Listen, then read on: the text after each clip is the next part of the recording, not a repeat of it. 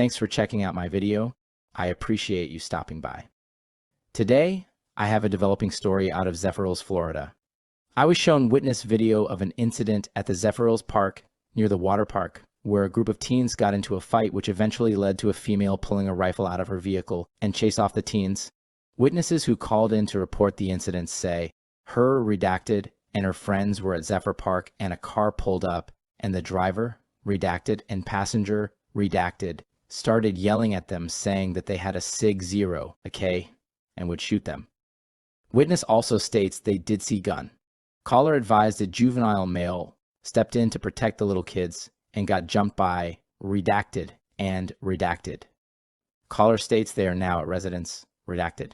Caller advised the male that stepped in to protect the little kids possibly has a broken arm and a couple cuts. Dispatcher notes that the video cameras that the city has monitoring the city park captured the incident and notes that the suspect is driving a silver Nissan Altima. The video that you are currently watching is the city of Zephyrhills surveillance footage of the incident. Please be advised that what you are about to see may be disturbing to some viewers. This video is being released for news purposes.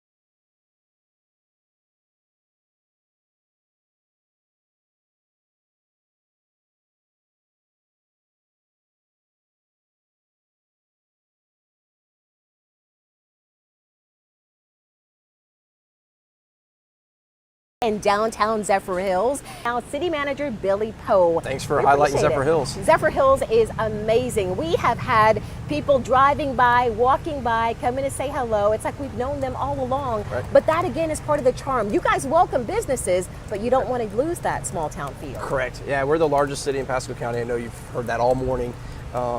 But our goal is to keep that small town charm, keep that hometown feel, kind of where everybody knows your name. Yeah, and also Billy's got here, you know, kind of a personal reason for wanting to bring young people, make sure that when they leave to go off to college that they come back here. Your daughter is headed off for her freshman year in college, and you want to make sure that she has a reason to come back home. Correct. Yeah, I was born and raised here, so this is my hometown. But my daughter she's going off to the University of Florida here in another month, and she has said she wants to come back to Zephyr Hills, and I think as a city manager and as a parent, you want your kids to go off and experience life and you know, grow a little bit, but then come back to their hometown and help grow and enhance what we have here. Fantastic. I know there's so many families that are dealing with the same thing. Yes. Their kids wanting to come back home too, because why would you ever want to leave Zephyr Hills? That's right.